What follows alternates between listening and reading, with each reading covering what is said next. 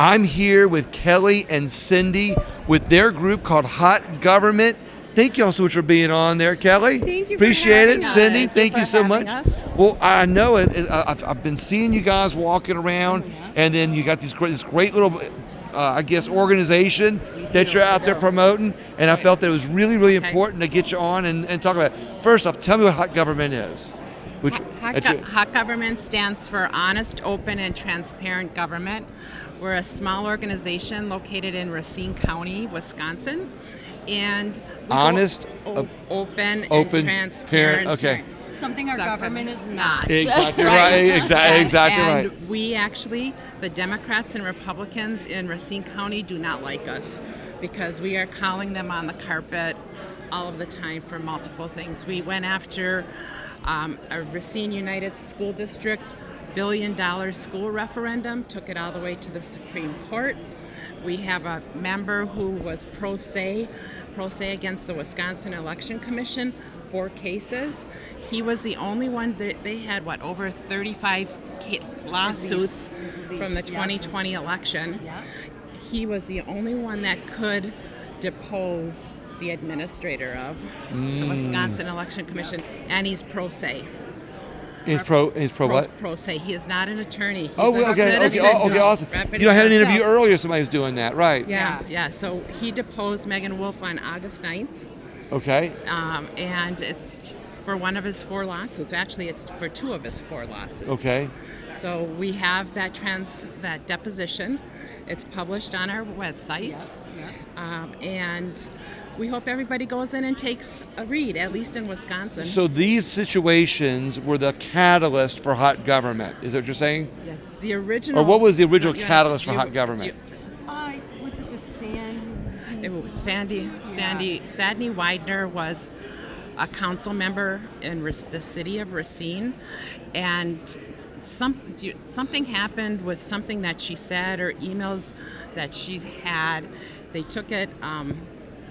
They had a secret meeting. Yeah, it was basically a lot of corruption with the city council, the mayor, which led to a lawsuit that was fine. She ended up winning, right, and it took years.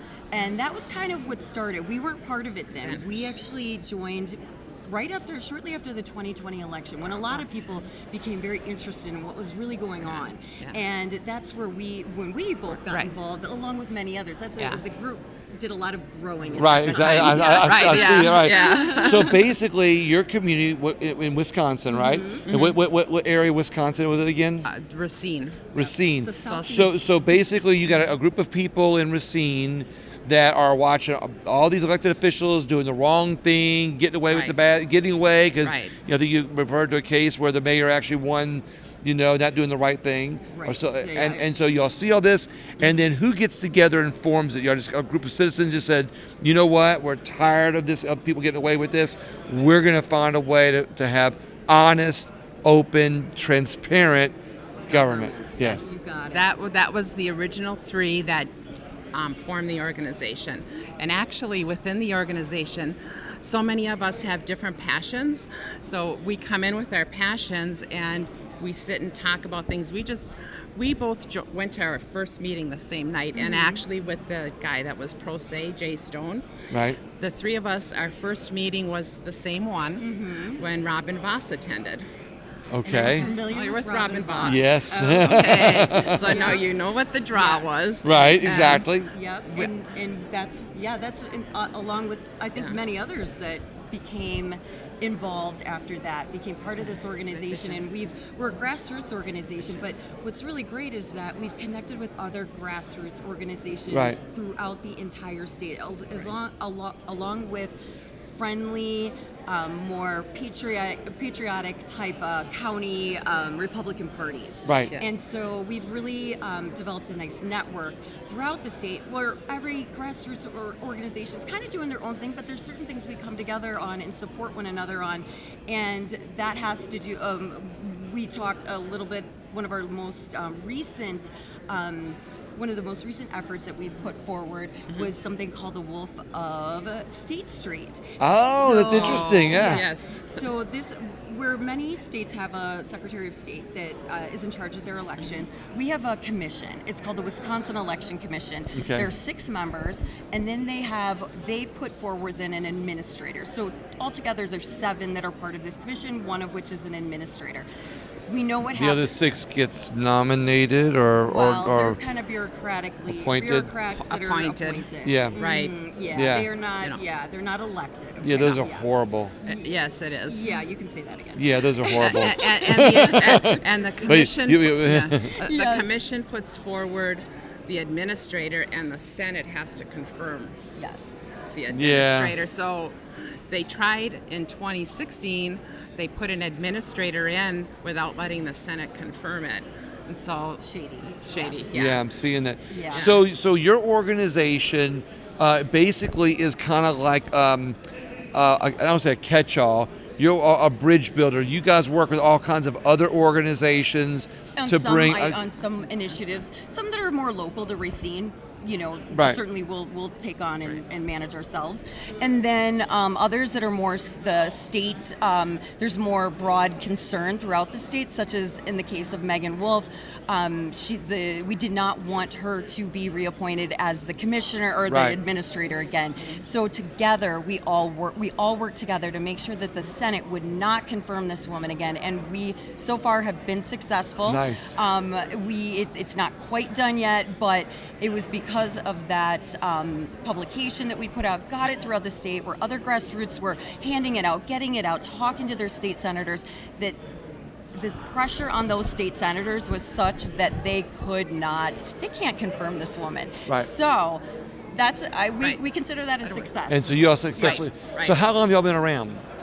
We have been around, I think our government's been around for probably a good 4 or 5 years. 4 or 5 years. All Yeah. right. Now, Yeah. do you all have like a mission statement, or other than just honest, open, transparent government? I love saying that. she's got it. Oh, she's Yeah, got there it. is our There we mission go. statement. Yep. It's to provide and support honest, open, and transparent government with the intent of allowing citizens to monitor, assess, assist, and hold it accountable. I love this. Yes. All right. And that's how it's So, done. what are you all working on now? Is there anything you're working on besides what you've been telling me? Is there any open tickets, so to speak? Anything that y'all are getting ready to work? Or anything course. coming up? Or is the list way too long? Kind of what you and if does anybody help you from out of the area, or how do you work that?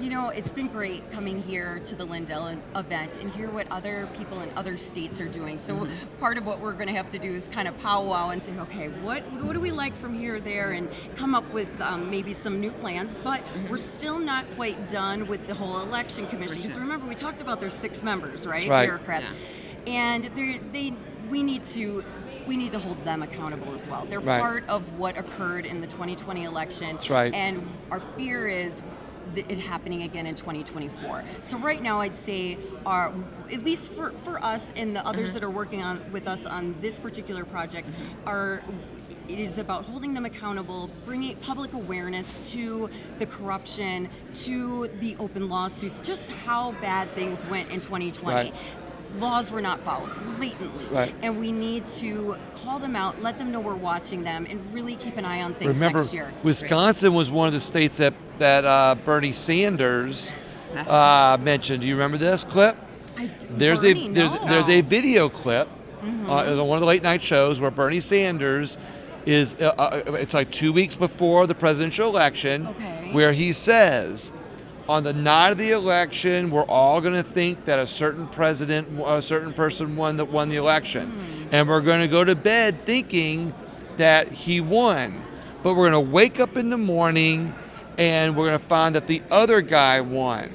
And he says, and there's going to be 6 states Wow. that determine it.